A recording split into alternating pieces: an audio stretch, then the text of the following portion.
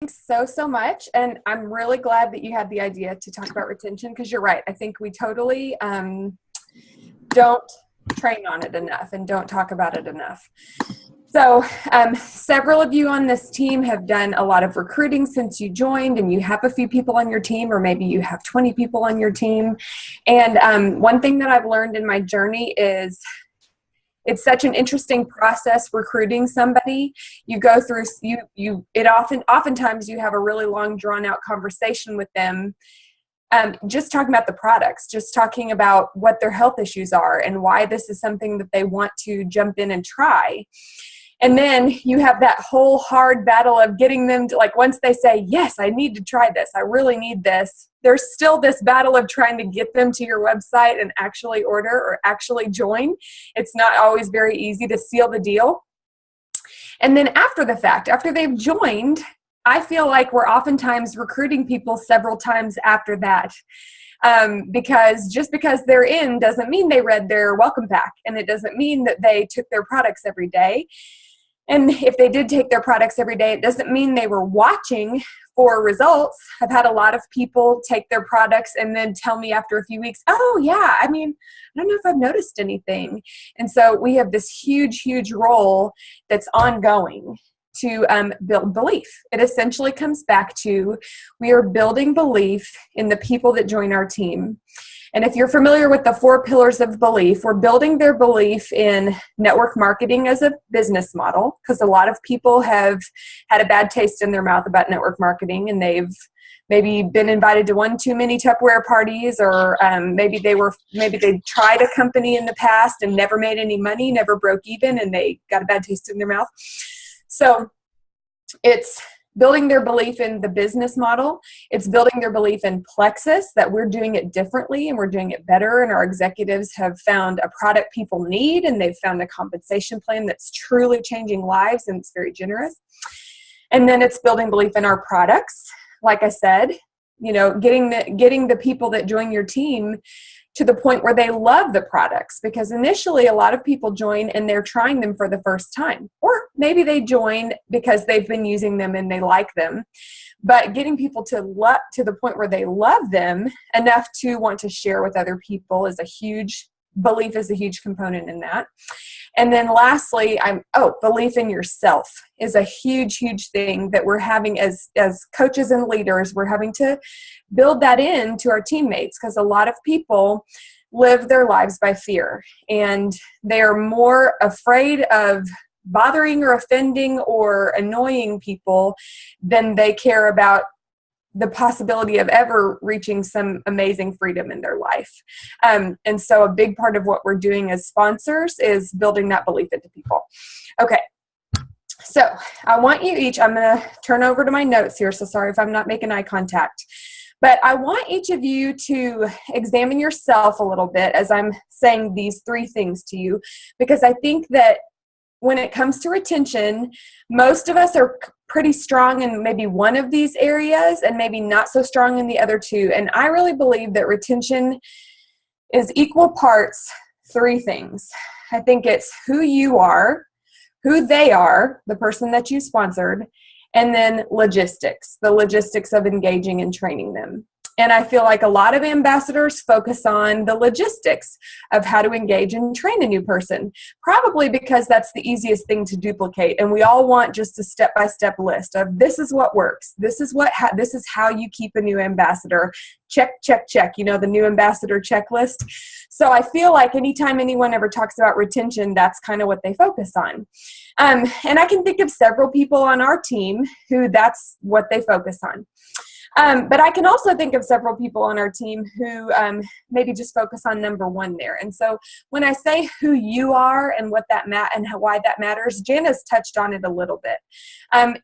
It's your belief, your consistency, and your attitude that attracted people to your team in the first place.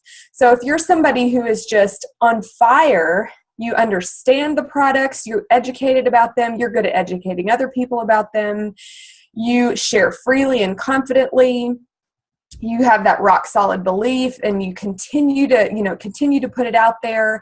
Not only that, but you're also someone who has influence. You're appealing. People want to know what you think about things. They want to know what you have to say. They want to know what kind of, where you go get your hair done and, where you got your clothes. All those things play into it, just that level of influence and appeal that you have. If you're someone like that, then naturally people are drawn to you, and naturally they continue to be drawn to you after they've joined your team. So that's really huge. And I can look at examples on my team of people that maybe have recruited a lot of people, but because of their attitude or because of their lack of influence, because of the fact that maybe they complain, a lot, or maybe tend to look at the glass half empty, I've noticed their retention rate is poor. And it's like, they were able to draw these people in, maybe based on the health issues that those people had or whatever, but weren't able to retain them. And likewise, I have seen people who are so charismatic, so sweet, just love the Lord, love other people. They love everybody and everything. And people are so drawn to that initially, but because these people lack that logistical step where they don't have a great system in place for how to get those ambassadors engaged and duplicating, they're losing people too. So I want to make that clear is, you can be so appealing and inspiring and positive, and you can have 10-level belief in Plexus products and what they're doing. And that's so appealing, but if you're lacking some of these two other areas, then again, you're going to have a retention problem. And I've seen that on our team too. So back to the three. So who you are, who they are, and then the logistics. Let's talk about the who they are part. This is really important too. And when I hear other ambassadors training on retention, I'll hear them say, you just got to get them with that first paycheck in their hand, and then they'll be motivated. Then they'll see the vision. Then they'll want to be all in. And what I found is some people are motivated by getting that first paycheck in their hand, but in most cases, that's the red personality. So if you've ever heard of the 4 color personalities of network marketing, red, blue, green, and yellow, it's very general, like it's by no means like an extensive personality profile, but it's really helpful for knowing yourself, knowing your prospects, and knowing your team. And so we're going to talk about how that works with knowing your team. If you've recruited somebody and they're a red personality like me, it's true that getting that first paycheck in their hand, helping them understand how easy it is to make money in this company is going to be hugely motivating for them, and it's probably going to help you retain them as a teammate and help them be in it for the long haul. And another thing that really helps red personalities is recognition. So recognizing them publicly for every victory, whether, not even outcome based, even if they recruit a lot of people or they sign a new customer, great. But I'm talking about not just outcomes, but anything, they're maybe stepping outside their comfort zone or doing something scary, conquering a fear, posting for the first time on social media. That recognition in front of the team really, really helps a red feel accomplished and successful. So knowing who you've recruited and what drives them is significant. Let's see. I don't know how I kind of go into this later, but I'm going to talk about it right now real quick. Okay. Let's say you've recruited like a blue personality, which I see Jana as very much a blue personality. I think that the thing that ends up getting them the most engaged and helping you retain them as a teammate is the connecting them with the rest of the team. So getting them to those local events whenever possible, and even with you. So talking to them on the phone or meeting up with them for coffee to go over their welcome kit instead of just Facebooking them about it. Putting them in touch with sidelines who are in the same position that they are, working toward the same rank that they are, and helping them form those new bonds and friendships is huge for blues. And I think it's what draws so many blues to Plexus is the friendships and the relationships, and just that all of a sudden you just have this instant support system. So you recruit a blue and you say, oh, I'm going to get that first paycheck in their hand or whatever, and you find that doesn't really do much to retain or motivate them. It could be that you're not understanding who they are and what makes them tick. And real quick, if you haven't read this book or if you're not familiar with the other colors, yellow people are people who are really driven by helping others and really driven by an ideal where they want to save the world in a way. Just they have that mindset of really wanting to help people. And so what you'll find with your yellows that you recruit is helping them get to a position where by sharing, they start to see their loved ones feeling better. You're telling a yellow person, you're not saying, hey, let's get you 100 PV over your welcome pack so you can get your first paycheck. You're telling them, hey, if you're feeling better, that's something to share, because there could be somebody out there suffering from that exact same issue who is just praying for an answer, and you have the answer. And getting that ambassador to the point where, like the feeling of that first person texting you a week after they start their triplex and saying, I haven't had a migraine all week. It is just so heartwarming, because you go, I was brave. I reached out to that person and look what happened. Their life is changing.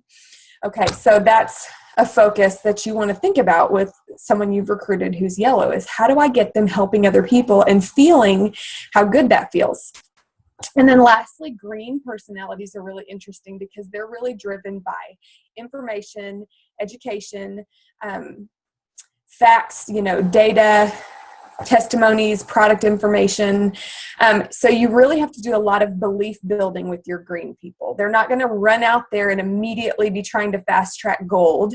They're usually going to, they're the people that are usually going to tell you they want their own personal testimony first, which is not something you can overcome that. You can definitely help them by showing them lots of other testimonies from trustworthy, reliable sources.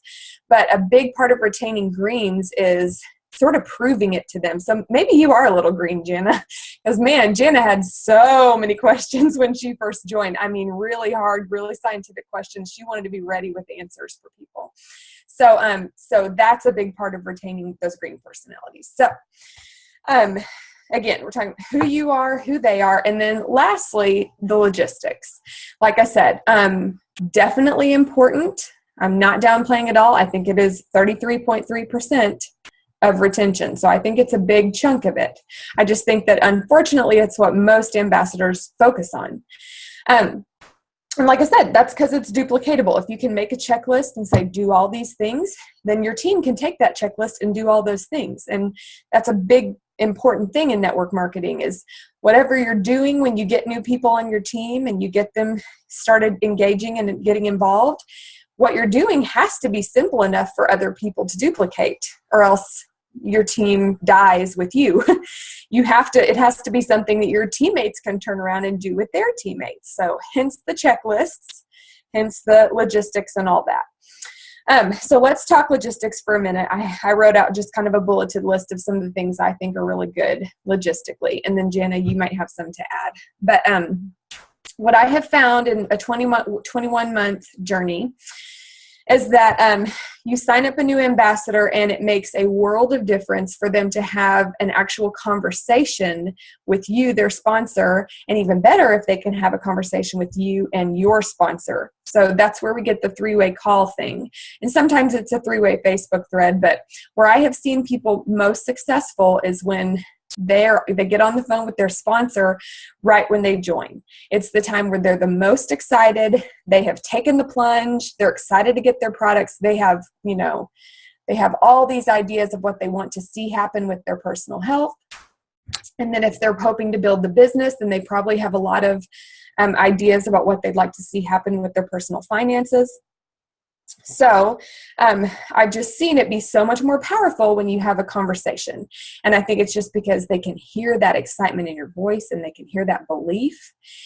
Someone can see me write to them on Facebook and say, I've been able, in a year's time, I was able to go Emerald. And within 18 months, my husband was able to quit his job so that he could pursue a dream of medical school. And people can read that and it's like, wow. But when people are talking to me on the phone and I'm telling them that, it's like, wow.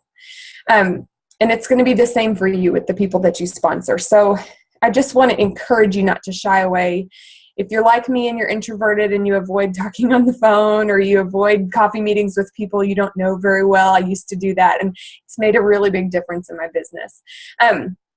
Another thing on this topic, as far as a new ambassador and their initial talking with you, the sponsor, and possibly your upline, is that that's a really crucial time to help them connect with their why.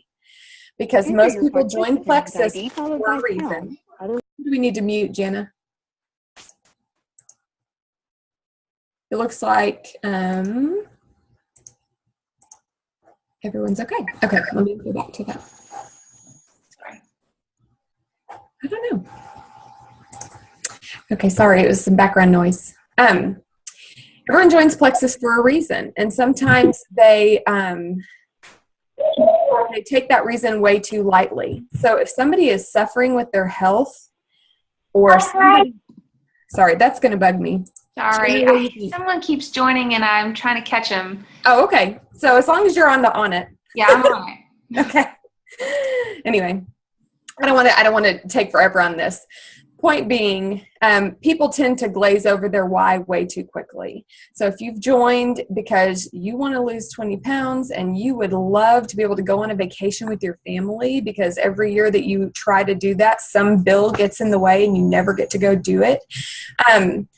You as a sponsor, you talk to your new ambassador about that why, and you help that why.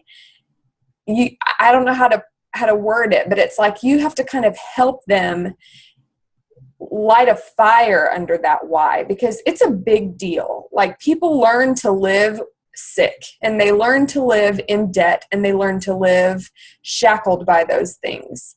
And people oftentimes have no concept of what life could be like if that were not an issue in their life. And so when you're talking with the new ambassador, you don't have to make it like homework. You don't have to be like, okay, write down your why, and when I call you, we'll talk about your why. But when you get on the phone with them, or when you meet up with them, say, okay, tell me why you wanted to join Plexus. And when they tell you why, dig deeper with them and help them connect to it on a deeper level. And when they say, I want to be healthier, say, well, what would your life look like if you were healthier? What would be better about your life if you were healthier? What can you not wait to never have a problem with again? So you're doing that and helping them connect in that way.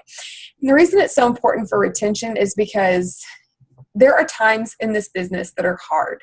If you're going to be reaching out and you're going to be posting, you're going to encounter haters sometimes. And I don't know why they are this way, but there are people who just don't like to see other people happy and succeeding and doing, brave things, and they make fun of them for it. And if you are not connected with your why, and if it is not driving you, then those things will just completely, knock you down, and you're going, oh, I can't do this. I don't want to deal with that kind of feedback or whatever. And you've heard Jana say probably many times that she wanted to quit so many times on that road to gold, but trying to get to silver and trying to get to gold was such a challenge for her and took so many months longer than she thought. And so many times she wanted to quit. And I asked her, well, why didn't you quit? She just said, my why was pushing me. I mean, what I had joined for, and those reasons that had drove me through that time. And that's huge for retaining your people. So step one was, I guess, just that initial time where the new ambassador has a chance to talk with you and or you and your sponsor, and preferably over the phone or in person. But if not, then just a really impactful conversation when they join, because that is when they're the most excited. And you can either work your way up from there and get them more excited, or you can say, okay, have fun, thanks, welcome to the team, and watch the excitement just fizzle. Okay, second logistical tip is we have to send product instructions to new customers and new ambassadors, especially if you're trying new products as a new ambassador. Our role is just so critical, because Plexus is so wonderful, but sometimes you have to get over a little hump in order to get to the part where you feel wonderful, because of detox and because of die-off, and because sometimes when you make healthy changes in your life, your body's not so sure it likes that. You know, when you give up caffeine, when you give up sugar, you have headaches for a while, and your body's like, I don't like this. But it's good for your body. It's a good thing. It's just really hard to get through that part where it really sucks for a while. And so that's huge. And that's a huge part of our role with new teammates, is helping them get to that point where they're seeing the success on their products. And, you know, it can happen with weight loss, where that can fluctuate or happen slowly. It can happen with their blood sugar levels, where maybe it takes a while for those to level out at a good number. And it can certainly happen with, you know, their gut health. If they're taking ProBio 5 and all of a sudden they get some hives or something, or they get some diarrhea, you know, not fun. And so you, as their ambassador, being right there saying, it's okay. This is totally normal. This is actually a good sign, because up until now, your body has never noticed any changes you've made. And here you've introduced some high quality supplements and your body is noticing. These are healthy signs. And so we have to push through and get through them, because if you stop your products, then you just start the process back over. So sending, and I'm not saying scare people, you know, like don't send them a huge document about die-off before they ever get started, because they may not have terrible die-off. It might scare them off. I've had people avoid taking their products for like a month because they're so worried they're going to have die-off. So I'm not saying over prepare them. I'm just saying, you know, go ahead and send them instructions for their products. And you know, if I've done my job and talked to them when they joined, then I will call or text and say, hey, I just emailed you some really important product instructions. Let me know if you get them. I mean, I'm on the ball. Like, I'm trying to make sure that they are seeing these things and that we're keeping in touch with each other. That leads right into this number 3 logistical point, which is follow-up. We always preach follow-up with our potentials, and follow-up with your teammates is crucial too. So talking to them after they're, you know, a few days after they join and saying, hey, has your welcome pack come yet? Or what do you think? Have you opened it? And then a few days after that, okay, how's it going your first few days on the products? Of course, read the situation, and you're not trying to annoy anybody, but so much of that is your posture anyway. And coming across annoying versus coming across excited and like, I'm in this with you. I'm so excited to hear how it's going. So following up within their first week on their products, seeing how that's going, following up shortly after, maybe a week later, and saying, hey, have you noticed any die-off symptoms yet? You know, do we need to talk about your dosages, talk about tweaking anything? And then also huge, the product instruction email is the power of suggestion. Because like I said, people will go 2 weeks on their slim and they're not craving sugar and they're not snacking as much, and they'll just get used to that like so fast that it's like they're not even noticing the change. And I've had so many people say, I didn't notice how much better I felt till I got off the products for a month. I try to never let that happen on my watch. So I try to say, hey, watch for better sleep. Watch for, a decrease in your headaches.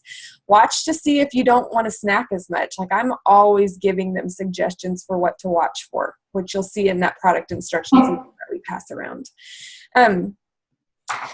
Number 4, and I just have a few more.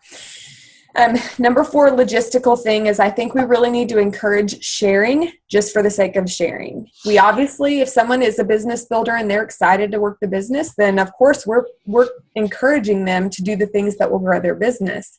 Sharing on social media, sharing in person, reaching out one-on-one, following up, post a video. We're telling them to do all those things. But for somebody who's joined your team and maybe not sure about the business, it's really important when they contact you and say, guess what? I had someone contact me today. Guess what? I started my cycle on time. That never happens for this PCOS girl. And every time I get something like that, I say, who do you know with PCOS that needs to hear that? And they may not be a business builder, and I may not have any goals for them to be a business builder, but I'm still going to encourage them to share, because there are people out there that need this. And because sometimes when people understand and they get outside of themselves for a minute and outside of their fear, And especially when they are able to really help somebody, that starts to click for them. And in so many cases, that ends up inspiring someone to work the business. There are so many people on our team like that. My favorite example is McKenna. My upline, our team leader, joined because her health was in dire straits. She was having terrible IBS problems, terrible problems with her arthritis. So she joined and started buying the products under Jessica Heffley, and messaged Jessica a few weeks in and said, I'm feeling great. Like it's a rainy day and my arthritis is not flaring up. And that's exactly what Jessica Heffley said to her was, girl, it is a rainy day and your arthritis is not flaring up. You need to be shouting that from the rooftops. And not everyone responds to that, really strong language that we all know Jessica Heffley loves to use. But it was convicting to McKenna. And she shared her testimony on Facebook. And that testimony is the reason I joined her team. I had no idea she was doing Plexus, but she shared her testimony. I saw it. I had already been thinking of joining, and I loved McKenna, and I thought, well, I'm going to join her team. So, and then the rest is history. Here we are, both Emerald together. So, encouraging people to share anytime they tell you that they're having positive results, and you have to be sure you're not making it like, making it seem like it's all about the money. I mean, it's purely about like, that is great news. That should not be a secret. If it's a migraine, there is somebody in their room hiding in the dark right now crying because of a migraine. And this could change their life. So anyway, just encouraging that sharing. And then number 5, I really believe so the welcome pack, the success kit is awesome. And it comes with that quick start guide that says, here are the things to do. These are the things that we in Plexus have all agreed are priorities if you want to grow the business. So that's perfect if you want to use the success guide as like a really duplicatable step-by-step list. I like the 20-day challenge that we've kind of come up with and done in our Plexus Paladins group over the last 4 months. I feel like it's based on the success kit, but it just goes a little bit deeper and gives them a little bit more of a breakdown of what to actually do, and gives them suggestions and tips for, how to reach out well and how to post well, that kind of thing. So I really like the 20-day challenge. So, something like that, whether it's getting them involved in our team's 20-day challenge, or whether it's taking those challenges and communicating them one-on-one to your new ambassador at their pace, or whether it's developing your own 20-day challenge or 30-day or 10-day and doing that with your team, or or something totally different. But what I'll say about the 20-day challenge is, if you look at those 20 different days, it's approximately 1 hour of work per day for 20 days. And I feel like it goes in a really helpful order, and it really covers every base as far as what they need to get off to an awesome start. And it helps them with how to do those things well, not just go do this, but hey, here's some great ideas for how to do this. And then the last thing I wrote down, we already talked about, which is recognizing what motivates different personalities. And we really went over all that together. So, Jana, do you have any thoughts that you want to add? Yeah, okay. So with the 3-way phone call, I think a lot of times that's scary, especially if you recruit a new person and they are unsure about the business.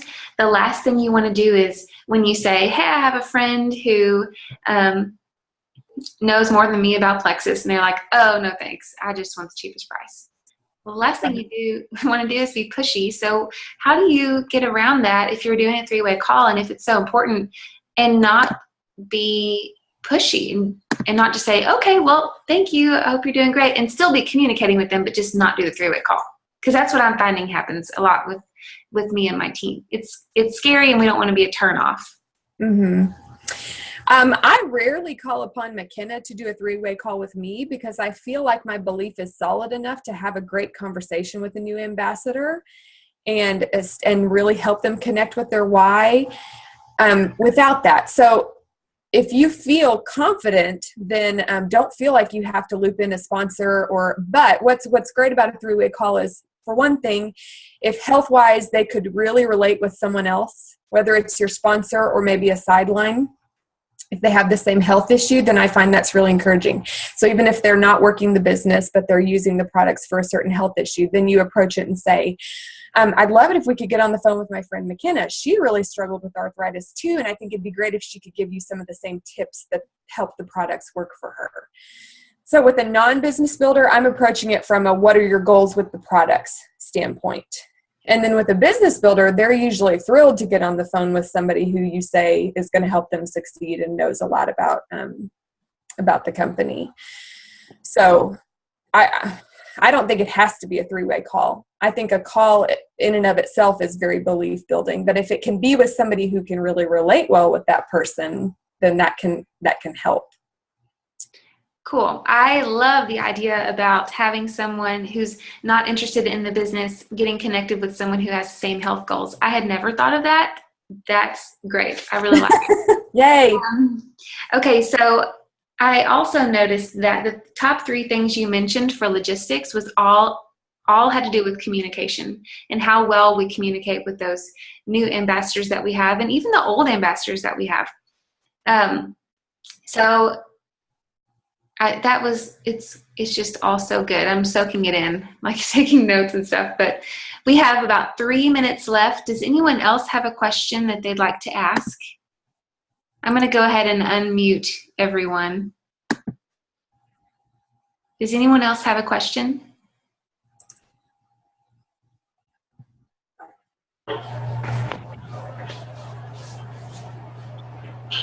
Okay. Wow, you all were really quiet. So let me go ahead and share with you for August, week 1. I have all 4 weeks planned. Why is it doing that? I don't know. Oh, there we are.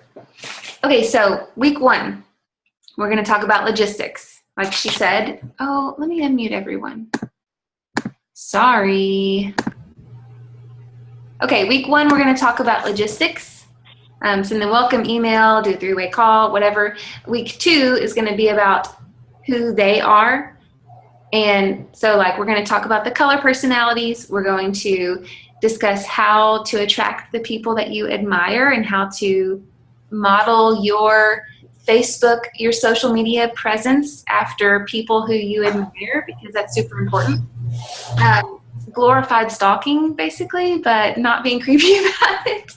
And then we're going to talk about how to understand what motivates other people. That's week 2. Week 3 and 4 are all about connection. They're all about who you are, because you could do everything by the book, and if no one's following you, no one really, if you have no influence, then it doesn't matter how good you are at the logistics. It doesn't matter. You won't affect anyone. So we're going to work on connection, improving ourselves, improving our businesses, and helping us be really good communicators with other people. So that's August for us. Carissa, thank you so much for sharing all those notes with us, for writing down all these things. We really, really appreciate it. And if you're a new ambassador, I really hope retention is never a problem for you. But it is something that will happen. I mean, you're probably not going to retain 100%. We hope that happens, but you're naturally going to have people that do fall off as the months go on. But we want to keep as much of them as possible. So thank you again, Carissa, and I'm going to go ahead and stop this recording. I hope you all have a great night, and I'll see you. Thank you both. Bye. Bye. You're so welcome.